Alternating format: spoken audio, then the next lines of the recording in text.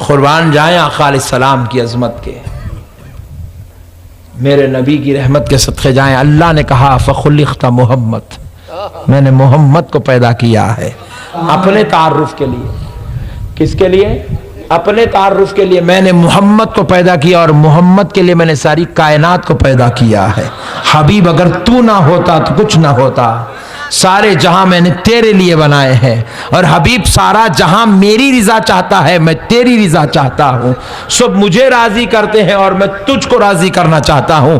मुअज़्ज़ज़ सामीन इकराम, कुरान पाक गवाह है। अल्लाह पाक ने एक बार हजरत मूसा अलैहिस्सलाम को बुलाया, मूसा जरा कोहे तूर पे आओ। तो हजरत मूसा दौड़ते दौड़ते दौड़ते दौड़ते कोहे तूर पर पहुंचे और हाँप रहे हैं, सांस फूल रही है। रब्बे करीम मूसा को कलीम बनाया था तो देख ना सका कि कलीम हाँप रहा है, कलीम की सांस फूल रही है। तो रब ने कहा कलीम क्यों हाँप रहे हो, क्यों सांस फूल रही है, क्यों तेज तेज भाग कर आए हो? तो कहा ए अल्लाह, इसलिए तेज तेज भाग कर आया हूं, इसलिए तेज तेज भाग कर आया हूं क्योंकि अल्लाह तूने बुलाया है, कहीं देर ना हो जाए और तू नाराज ना हो जाए। तेरी रिजा के खातिर दौड़ा दौड़ा कोहे तूर पर आया हूं। कुरान पाक की आयत है, कुरान की तफसीर है। हजरत मूसा ने कहा मौला तेरी रिजा के लिए दौड़ कर आ रहा हूं, मगर कुर्बान जाओ मूसा वो है जो खुदा की रिजा चाहते हैं और खुदा बयान कर रहा है, खुदा बयान कर रहा है। कुरान पाक में फरमा रहा है वाला सौफा युतीका रब्बुका फतरदा। ए हबीब, आपका रब आपको इतना देगा, इतना देगा, इतना देगा कि आप अपने रब से राजी हो जाएंगे। नारे तकबीर, नारे रिसालत, उलमाए अहले सुन्नत, सारी कायनात खुदा की रिजा चाहती है, खुदा मुस्तफ़ा की रिजा चाहता है।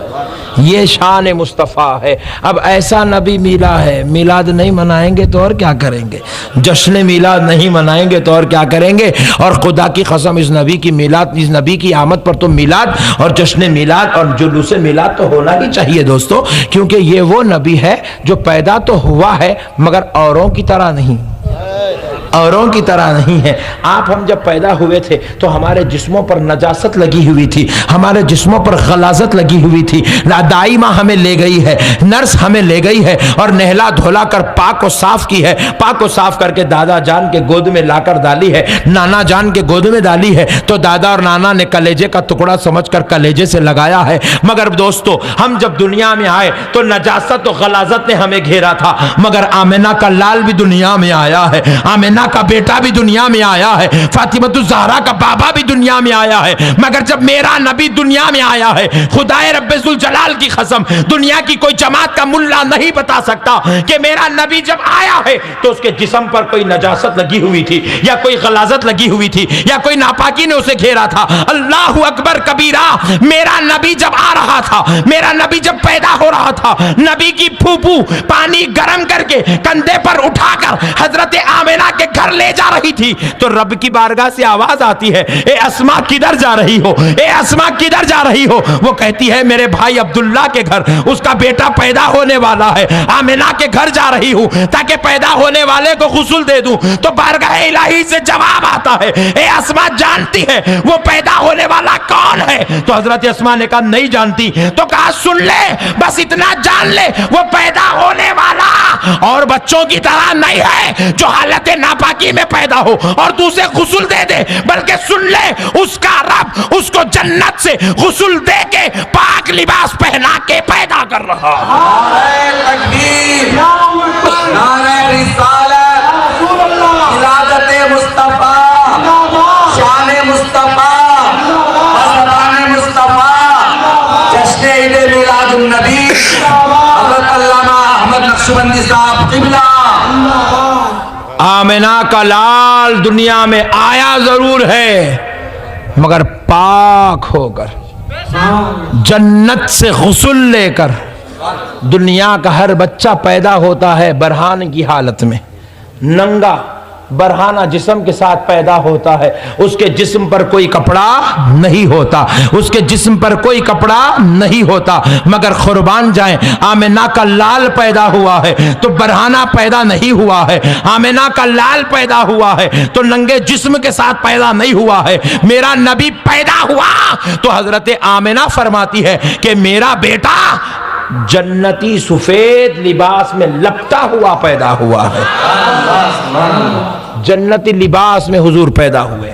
दोस्तों फिर उसके बाद फरमाते हैं दुनिया का हर बच्चा पैदा होता है, पैदा होते ही बच्चा रोता है और रोना उसकी जिंदगी की अलामत है। रोना उसकी नहीं रोया तो माँ के लिए, बाप के लिए, डॉक्टर के लिए, नानी के लिए, दादी के लिए टेंशन है। क्यों नहीं रोया? चीख मारा तो जिंदा है, नहीं मारा तो।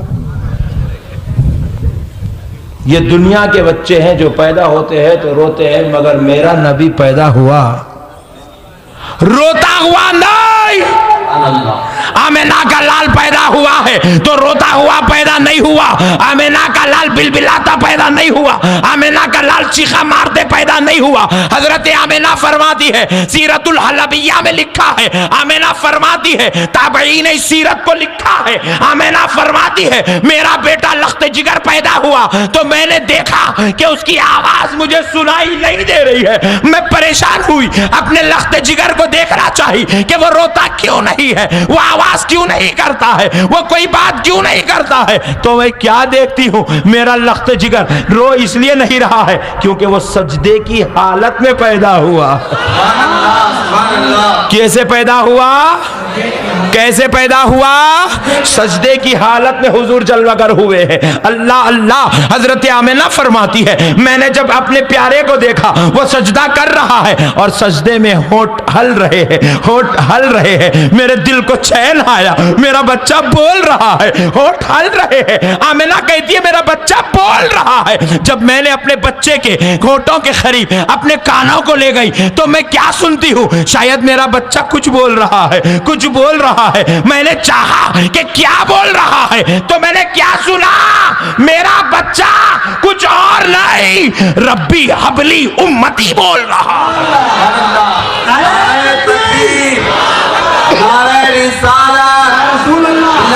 मुस्तफा, आमद मुस्तफा, शान मुस्तफा, असबान मुस्तफा, जाने निजामिया की शान, अहमद नक्शबंदी साहब किबला फरमाती है कि मेरा बच्चा रब्बी हबली उम्मती बोल रहा है।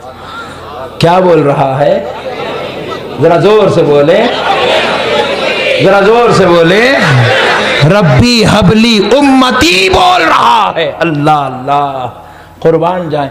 फिर उसके बाद हजरत आमिना फरमाती है मैंने देखा है दुनिया का हर बच्चा पैदा होता है, जिस हाल से पैदा होता है मेरा लख्त जिगर कुछ अदब अंदाज से पैदा हुआ है। मैंने खूब सोचने लगा पैदा होने पर बच्चे का इख्तियार है नहीं है, है नहीं है, रब पैदा करता है। ये खुदा की कुदरत का सबसे बड़ा कारनामा है कि इंसान से इंसान को पैदा कर रहा है। मगर प्यारे बुजुर्ग और दोस्तों, सारी दुनिया के इंसानों की खिलकत के लिए कुदरत अलग है, आमिना के लाल के लिए कानून इलाही अलग है।